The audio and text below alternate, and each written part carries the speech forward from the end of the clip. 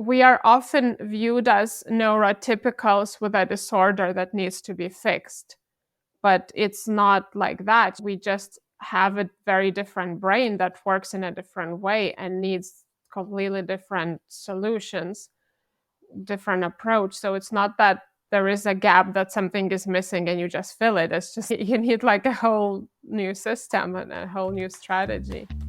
Are you ready to reclaim your life from exhaustion and expand the possibilities of what life can be? If so, I'm your guide, Evelyn.Energy, work-life geek and engineer-turned-resiliency coach on a mission to redefine how we work, live, and utilize our energy. Each episode, I dig deep with my guests as they share their story, spark, and strategies for developing our own unique work-life blend. This is Engineering Serenity. Episode 16, Neurodivergent Wellbeing with Paula Liub. Hi. Hi. In order for the audience to get to know you a little better, I'd like to ask you a few basic questions.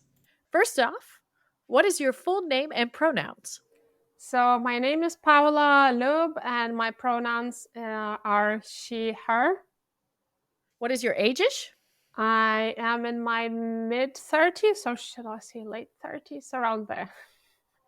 That abyss between 30 and 40 that no one remembers. Yeah.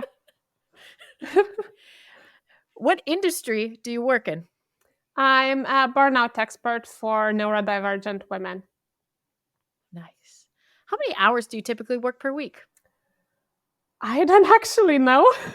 I should probably track this. I plan to. Like 20, 40, 60? Do you have a range? I think there is a range. I think when I'm in like my good weeks, I work close to 40. When I'm in my more restful weeks, I probably work something between 10 and 20. And it kind of varies with everything in between. It's nice to see that there's a variation in the way that you flow based on your energy levels and things. Yeah. Do you like your career? Yes, I do. It's my special interest and my expertise and my hobby and my everything. Special interest. I think that's a really good way to think about your career. Yeah. On a scale of 1 to 5, how would you describe your current work-life blend? Where 1 is it could get better and 5 is I'm really knocking it out of the ballpark. I think it's close to 5, actually. It's even more like I'm thinking I've become too lazy and I need to do more work and a bit less life. That's an interesting instinct. Do you feel like, where does the instinct to feel like you need more work comes from? That's a good question. That's something I need to coach myself on, because obviously it's really great to have a good amount of life. But I feel like I see that there are clients and people who need more of my services and I need like time and space to create it. And sometimes I just don't want to. So it's really coming from a place of interest as well. Yeah. That you can step into. Yes. It's not coming from a place of lack. Yes, exactly. It's not like I feel I have to or I need to. I see there is a need. I know I can do it. I know I would enjoy it. But at the moment, it's summertime and I let myself go a bit and I let myself enjoy more outdoors, enjoy more time with friends. And I have piling up list of things that I'd like to do or I should do or I want to do. All of our favorite words. Mm. Where are you located in the world? That is a tough question. I used to be in London for many years, and now I'm trying to find another location that is not a city. And yeah, I'm kind of moving around. At the moment, I'm in Lithuania for the summer. In winter, I'd like to try somewhere warmer. The winter before I was in Spain, the winter before I was in Mexico. And yeah, so it's not stable at the moment. What culture were you raised in? I would say it's a blend of Lithuania and London. Nice. Describe your household.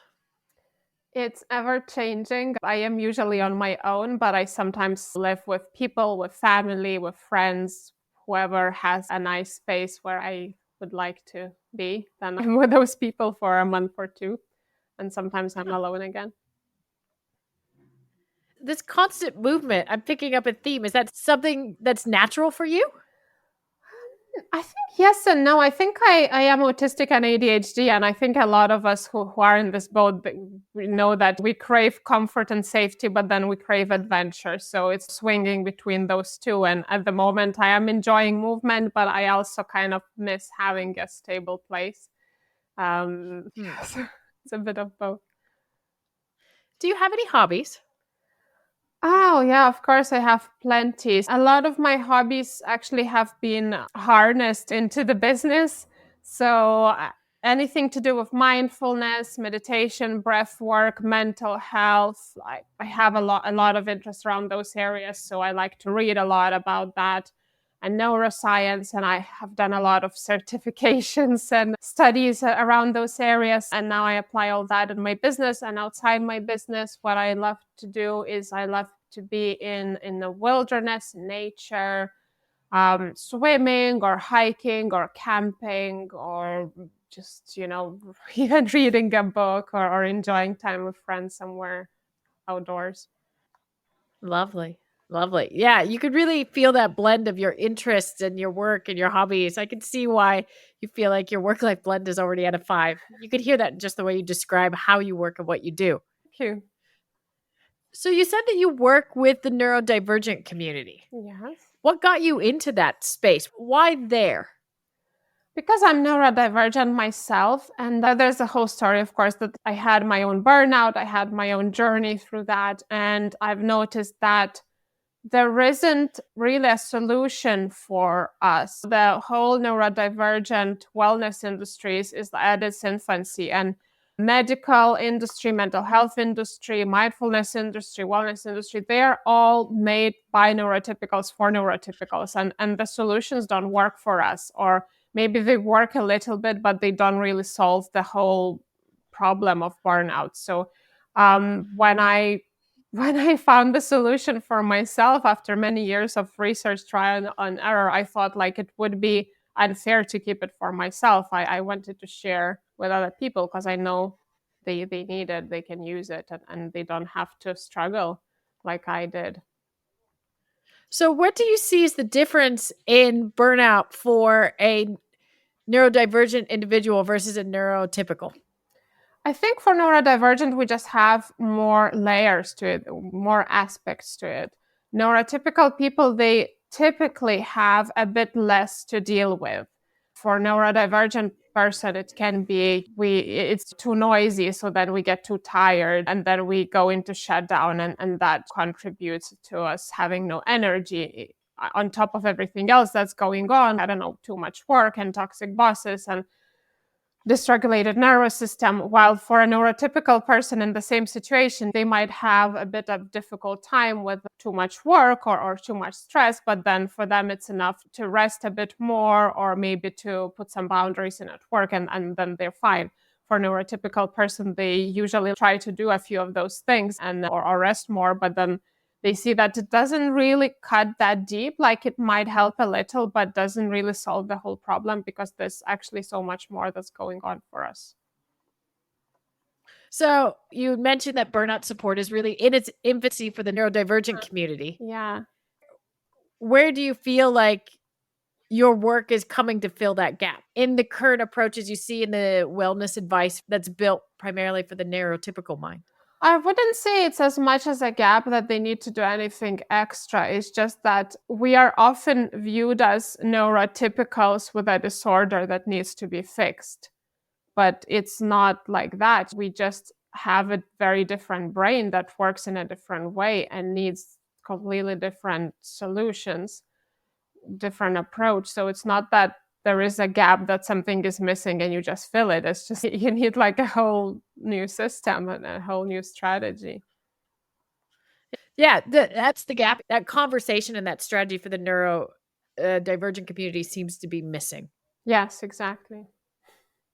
So where do you even start in this process? Because that seems like just a giant space. Yes. When I work with clients, I usually apply like a 3-step strategy. So the first step is getting some relief. The second step is working with the root causes. And the third step is combining everything and building resilience and prevention. I don't know, maybe it would be useful for people to, if I can share a link to my 3-step strategy guide, people can read it for themselves and get something to take away from this episode, somewhere to look at. So maybe I'll share that. Maybe that would be, I think, easier for people. That's fine. Okay. Is there anything that you found surprising in your journey?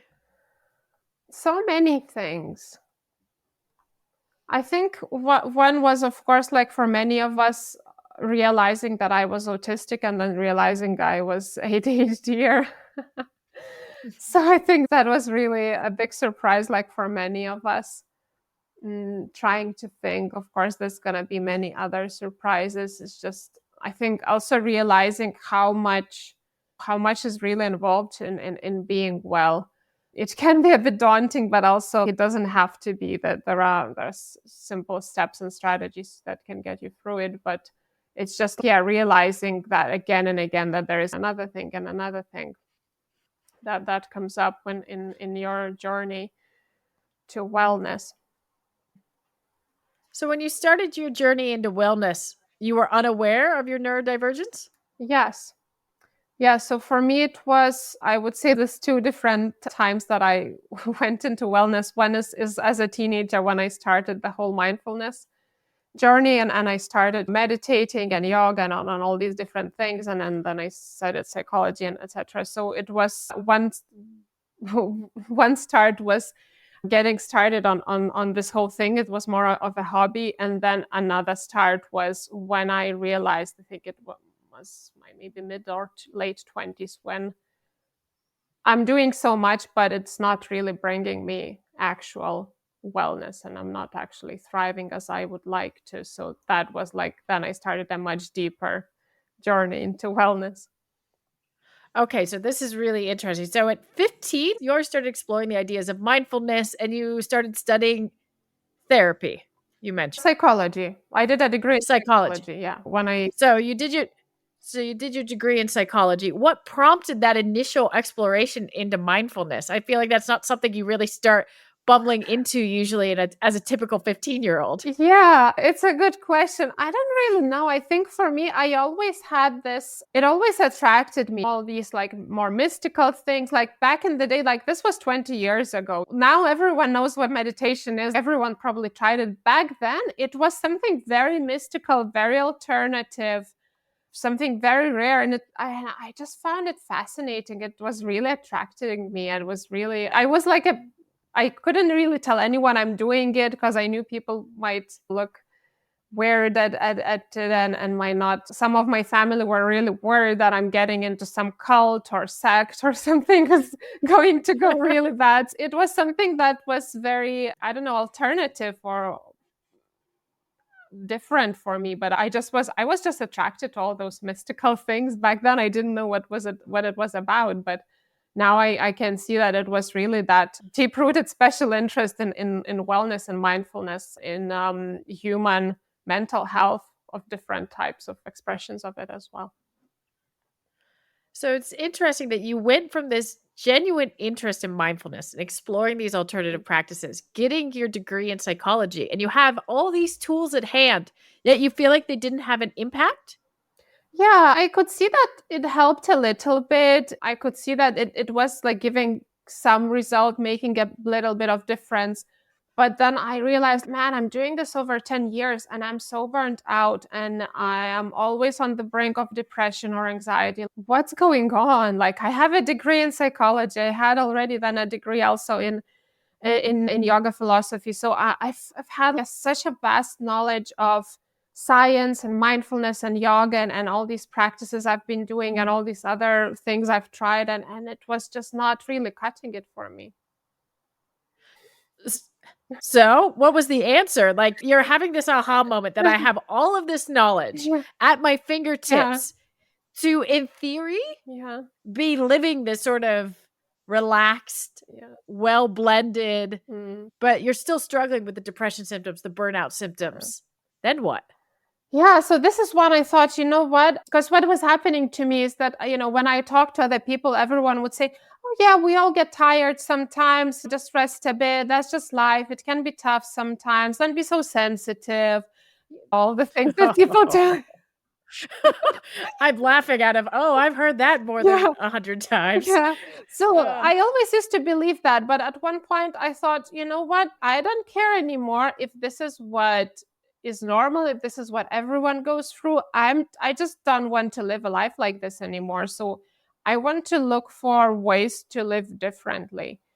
And at that point, I was just like, I didn't know if it's possible, how, or how it would look like, how I would find it. But I just had this like really strong inner resolve that I'm done with that and I'm gonna do different. And that's when I went into this very long and deep journey of researching much deeper, like reading so many more articles and books and trying practices. And most importantly, like being really, I would say, having that radical honesty and radical self awareness to really understand what is at the root. Because I think a lot of people do these things on a surface level.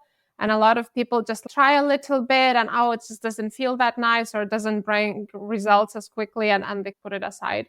But I went much deeper, and what I would find, like sometimes I would find like a deeper root cause of burnout or a deeper layer of wellness. And then I would think, oh, I found an answer. But actually, then I burn out again. So then there is another layer and another aspect and another thing I would find. So it took me, I think, around 5 years in total trying to find all the different aspects and all the different layers until I found, I hope, them all. And then I was able to actually fully recover and never go back to burnout. And now thriving, I don't know, 3-4 years, I think. Before, it wasn't possible to be well more than, I don't know, 2, 3, 5 months. Can you give a little more detail about these layers? Sure. So there are many different things there. I'll name a few. So, for example, one is what I would call neurotype. So, firstly, you might understand that you are autistic or might be autistic or ADHD or highly sensitive. So, that's a first step, but that's a very gross level. It's a very kind of wide level. And then you need to go much more deeper and much more exact of what exactly it means to you, how exactly it looks like for you, where your energy comes from, where it goes, what are the little things that drain you, what are the little sensitivities or triggers or glimmers or things like auditory processing disorder. And you need to get like the whole picture of how it looks like for you and how to work with that. So that's a neurotype. Then there is nervous system regulation. Probably a lot of people know that already, that we all have a lot of stressors in life that we might not be able to avoid. But if we have the skills and habits to regulate our nervous system and switch off the stress response, we can be calmer throughout the day and we can get more of our energy back without actually changing any of our environment. Then I mentioned a bit about energy cycles and where our energy comes from, where it goes. So it's related to neurotype, but it's like another aspect.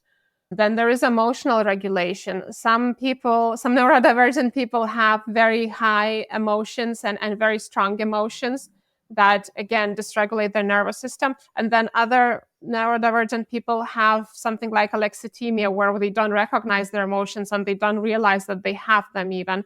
So both of these extremities actually cause problems in the long term, and we need ways to work with them. Then there is limiting beliefs, fears, mindset, so many other things. But like I mentioned a few, I think people can get an idea of what I'm talking about, right? Yeah, but I can see how you would go through the process of learning in your own experience and then be like, oh, now I'm aware of my neurodivergence. This will be a solution. Okay, no, this is just another layer.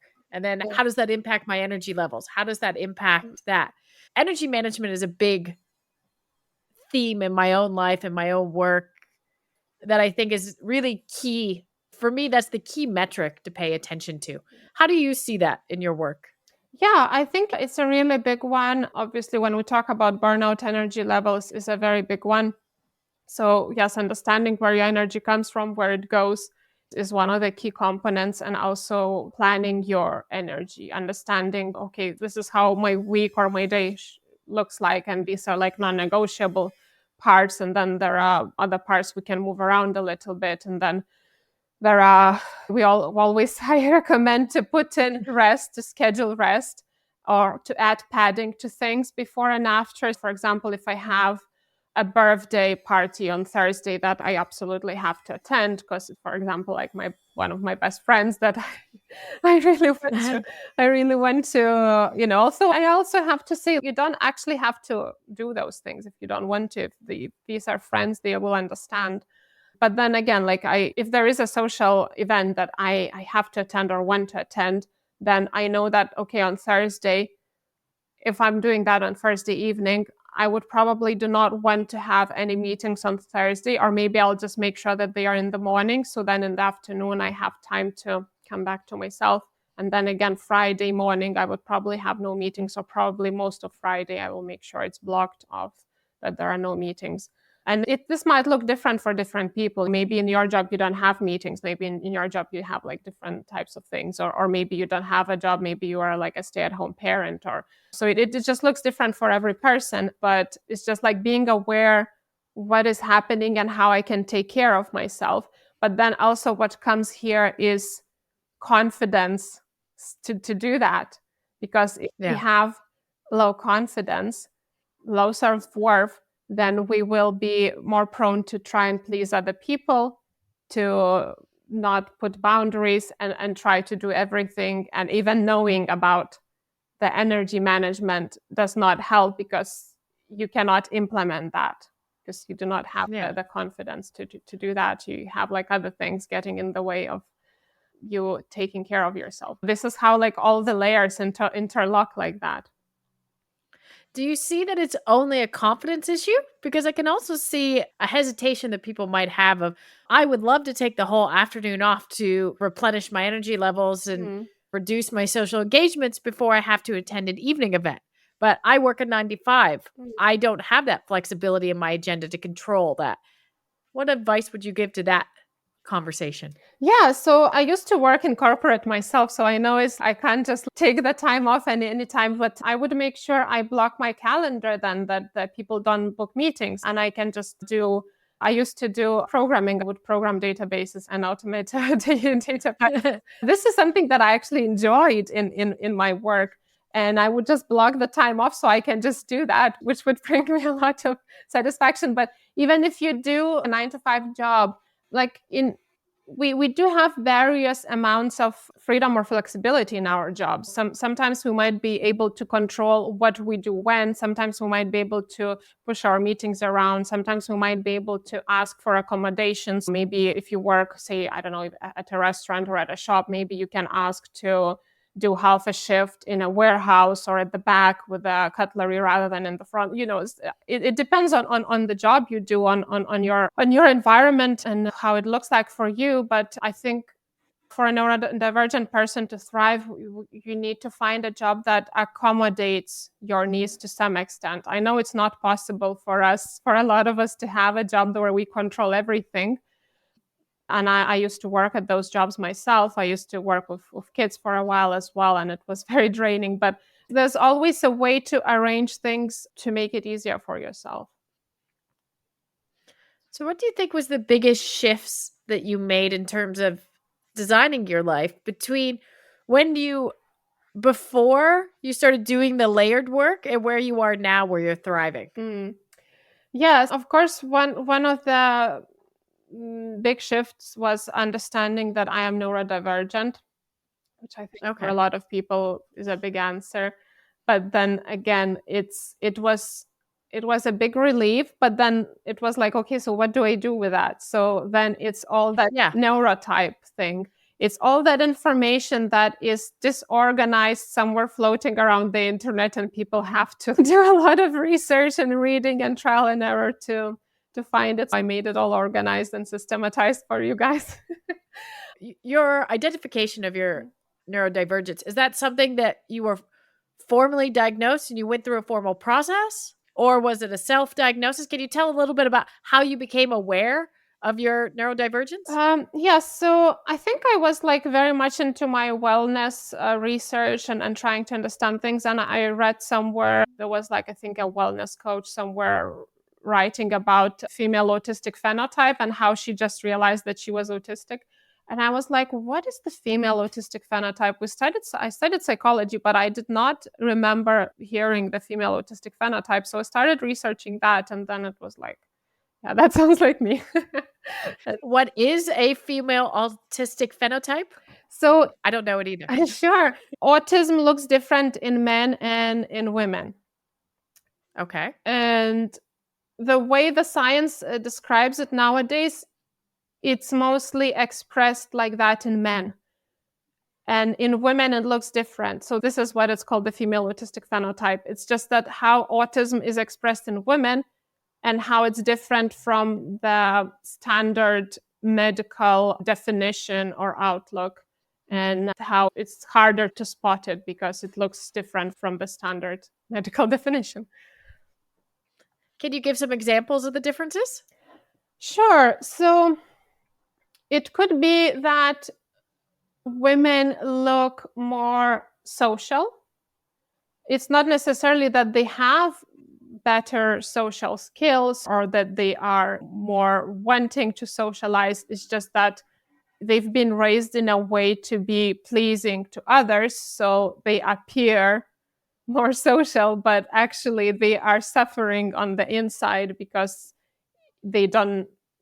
Socializing can be difficult for us if we have to force ourselves to do eye contact, if we have to force ourselves to mask, to pretend that we're not bothered by sounds or lights or whatever. We still are very bothered. It's the same autism for us, but we just mask more.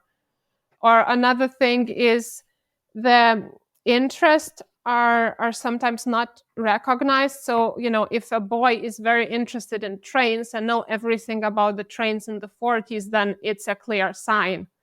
But if a girl knows everything about Spice Girls, including which hospital each member was born at, nobody looks at it in a way that is, oh, it's just like a girl is into Spice Girls. Okay. Mm. Okay. So that intense interest is also. Yes, they are. The basic thing is like they are all the same, but it's just that our society is trying to look at girls in a way that, oh, this is just like a girl thing, Okay. Or also girls are raised to appear more social and more pleasing to others. For example, a boy, if an environment is too loud for him, he would go away or cover his ears, and he'd be encouraged to stand up for himself and to, cater his needs. But a girl would be encouraged to just be patient and wait a bit and don't make a scene. So their experience might be exactly the same, being autistic, but just the way they are raised is making women appear, I'm doing air quotes, less autistic.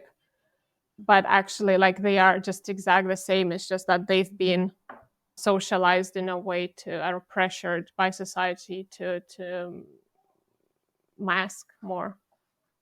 Okay. Interesting.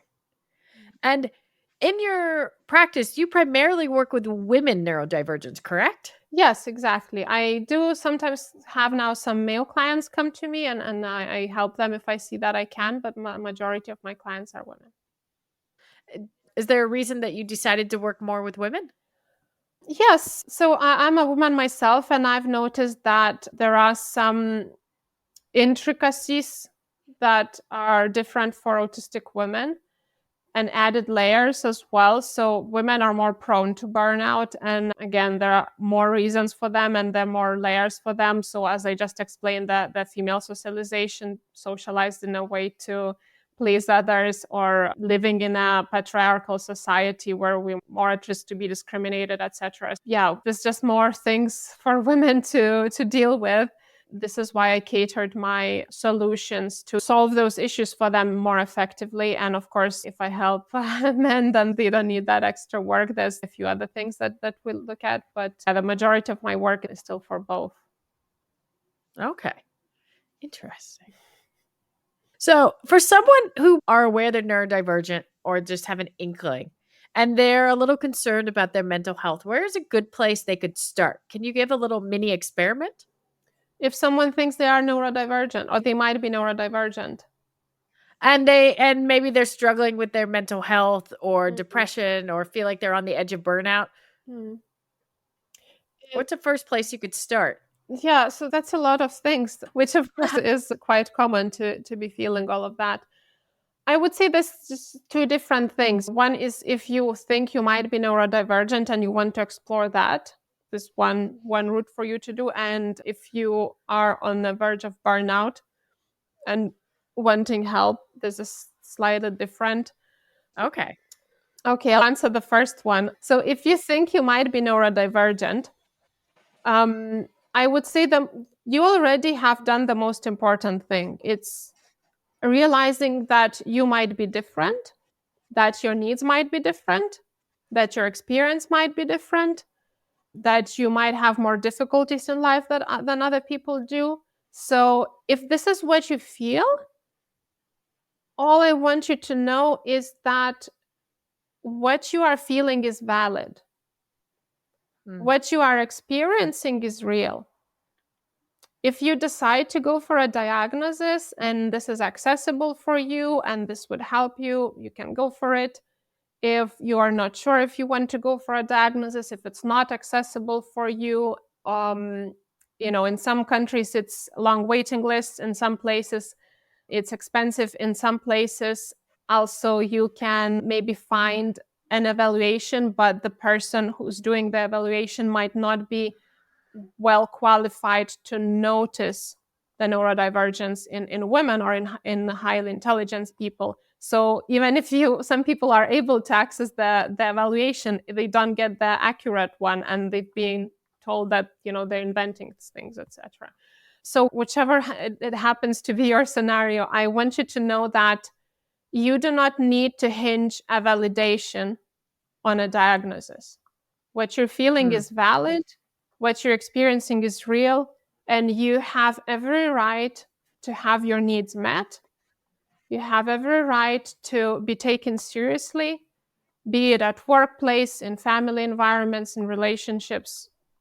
I would say just focus on learning how to communicate your needs, saying things like, this is too loud for me here, I will leave, or I'm feeling tired now, I'll go lie down. So you don't have to explain to people that, oh, look, I might be autistic, so this means that, and this means that, and then this means I need this. People not necessarily need to know that. And if you want to, you can share that, absolutely. But all I want to say is that you don't need anyone to tell you that, okay, you are autistic, so you're allowed to feel the way you feel, and you're allowed to ask for adjustments or to ask for your needs to be met. So I would say, like, the first and foremost thing, the most important thing is to recognize the different needs that you have and just communicate them and try to get them met.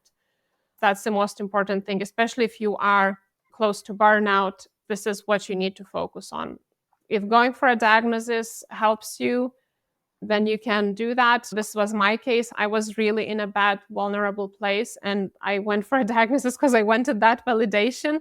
But later I realized that actually nobody has that power to tell me what I'm allowed to feel. Like, only I have the power to tell myself what I'm allowed to feel and what my needs are. If you want that validation of a diagnosis, that's absolutely valid. If you want, you can go for it. But I just want you to know that you do not have to wait for it to give yourself permission to feel what you feel and to ask for your needs to be met.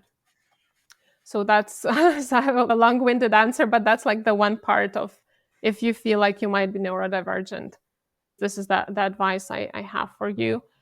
And I also want to know that actually neurodivergent community is very open, tolerant, and accepting of self-diagnosis. So if you feel like this is what you identify with, then you are very welcome to join any communities, groups. I myself have a group on Facebook called Neurodivergent Mindfulness. So if you want to join that, you are welcome without a diagnosis. And a lot of groups are like that, where you find belonging, where you find advice, support. You are welcome to be in the communities in the space without the diagnosis. Okay. And the second part of the question was if you feel like you might be burnt out, if you feel you might be or not sure if you're burnt out or not. So I would say the good first step is talk to somebody who you trust and who you know is going to be kind and empathetic, who's not going to tell you something like, oh, what doesn't kill you makes you stronger. You just power through and pat on the back and things like that. Talk to someone who you can trust, who you know is going to be kind. Maybe it's a friend, a neighbor, a colleague, a therapist, a coach. I myself offer free consults. So if you've been resonating with what I've been talking about, you're very welcome to book a free consult with myself. I'll hear you out. I'll see your situation and I'll help you find the next steps. So yes, this is the advice I have if you are feeling a bit burnt out or not sure where you are. So that's also, if you are not sure where you are, this is an indication that there's probably something going on. Like people who are well, they don't have those questions. Yeah. Interesting. People who are well don't have those questions. Do you find that to be true in your own life? Yeah.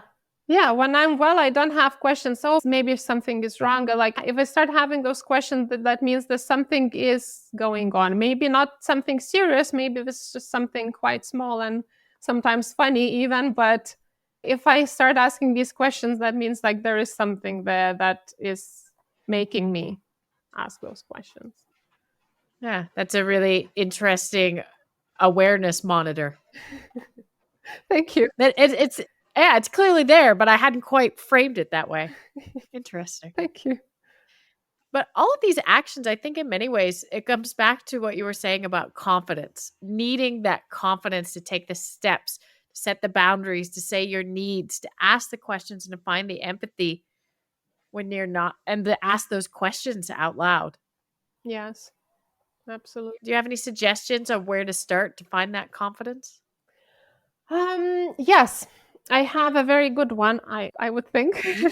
So, Yeah. Okay, you can be the judge of that. But for me, it helped a lot. And I know a lot of people who it helped. So there is no such thing as lack of confidence. You are either confident in yourself, or you are confident in a fear, or you are confident in something someone told you. So you need to see where you have placed that confidence, understand why you have done that, and place it somewhere you want it to be. It's a simple process. It's not easy or fast, but the concept is quite simple, don't you think? Yeah. Yeah, it's a really elegant way to say the confidence is always there. It's just where have I placed my confidence and what actions is that driving me towards? Yeah, interesting. Thank you. Thank you. You really got me thinking about how do we find our confidence? How do we start to think about how our own mind works?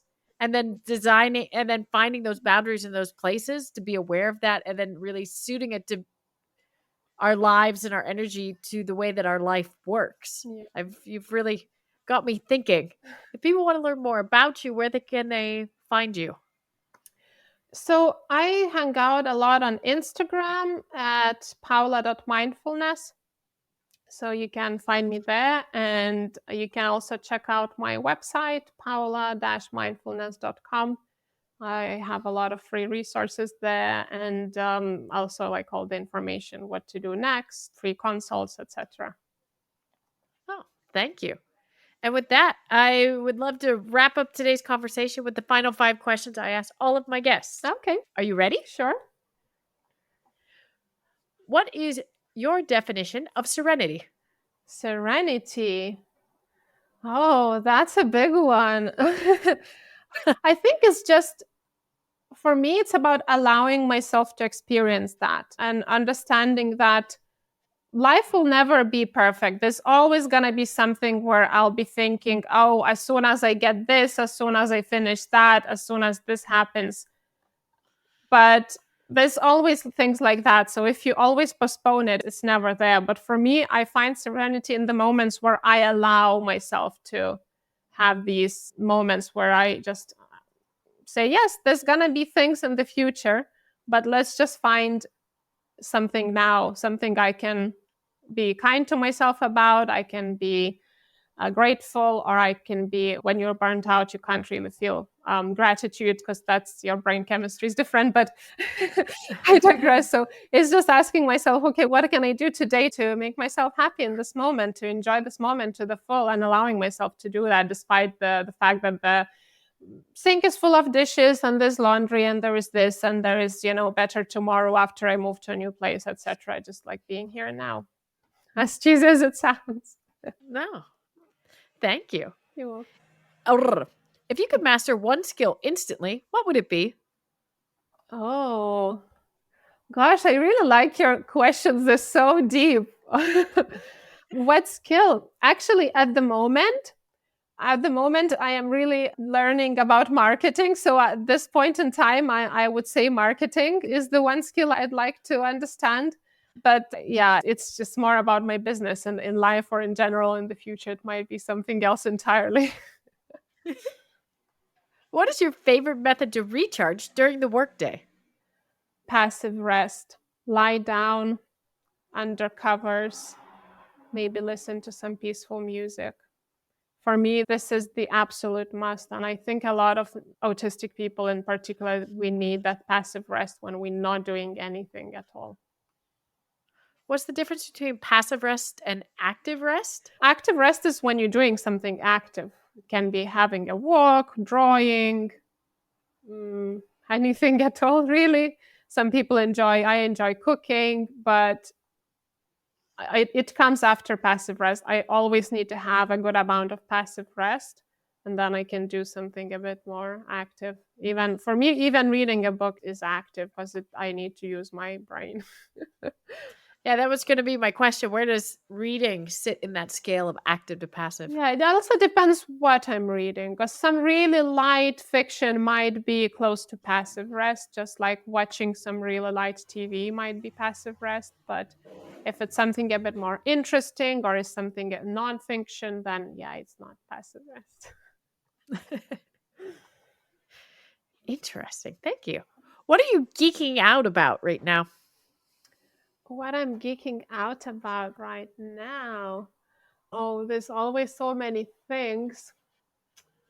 I think for now is herbs, because it's summer season and so many herbs are in bloom in the wild nature. And I'm just trying to learn all the herbs and all their properties and make sure I get the ones that I want the most right now. It's so simple, but actually it can be really effective. Sometimes just making myself a tea of herbs I have collected, it just brings me such peace of mind and pleasure. Such a simple thing, but yeah. Lovely. So, you have already mentioned that your work-life blend is at a 5 right now. Can you describe a typical day?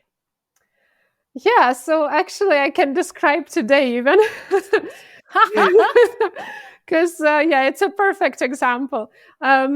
So, it's summertime. I am actually giving talks about burnout at a lot of festivals, which I enjoy because I like being outdoors. I like all those mindfulness spaces where people do all these things about wellness. And it also is great for my business because I get more reach, I get more people, more followers, more audience. So I absolutely love it. But I do that on the weekends and it feels like rest. But then I come back to home during the week where I'm supposed to work, but I feel, I've been so tired because of those festivals. And sometimes it's like, even, it can be amazing things like sitting around the fire and with guitar and singing some songs is amazing, but then you realize that you're missing out on sleep. So today I woke up at 10 a.m., which is very unusual for me, but I allow myself to do that and not feel guilty about it. And then I exercised, I made my morning smoothie,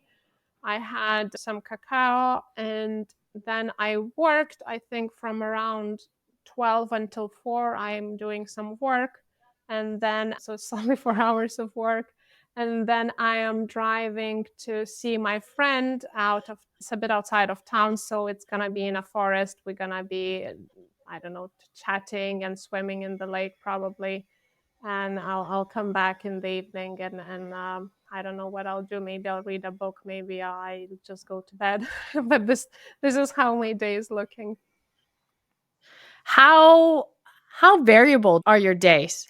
They are very variable. As a woman, I allow myself to live with my hormonal cycles. So when I'm bleeding and during my PMS, when my energy is lower, I really allow myself to rest more, to sleep more, to have less meetings. And then during my follicular stage and ovulation, when I have estrogen is rising high, it's giving me more energy, more focus. I really do the bigger part of my work, my tasks, my strategies, all the creation things. So yeah, it really varies up and down a lot for me. Do you actively put that into your schedule? Yes, I do. I do actively put that into my schedule. I usually plan my month in advance, and I plan it according to where I'll be in my cycle, and I plan those tasks around that. I leave a little bit of flexibility because as women, you can't exactly know when exactly things are going to happen in your body. It's like there might be a day or two here and there. But yeah, I'm fairly regular, so I can plan more or less according with some flexibility to push things around when things happen. Oh, great. Thank you so much for sharing a bit of your journey on discovering the multiple levels of healing and understanding, sharing your advice about confidence and awareness, and just taking ownership of the way that your mind works and taking action onto that. Is there one thing you'd like to leave the audience with today? Yes, I'd like to say that if you're burnt out, know that it's not your fault. We've been raised in a way to, we haven't been equipped with skills and habits to take care of our wellness. We haven't been able to necessarily do the things that we need or have to do for our wellness. So if you're burnt out, it's not your fault, but it's in your power, and it does get better. Intrigued or inspired by today's episode, but forgot the details? Don't worry, I've got you covered. Visit engineeringserenity.com for a complete summary of today's episode, including timestamps, links, and other resources for your adventure. Wishing you strength and serenity, Evelyn out.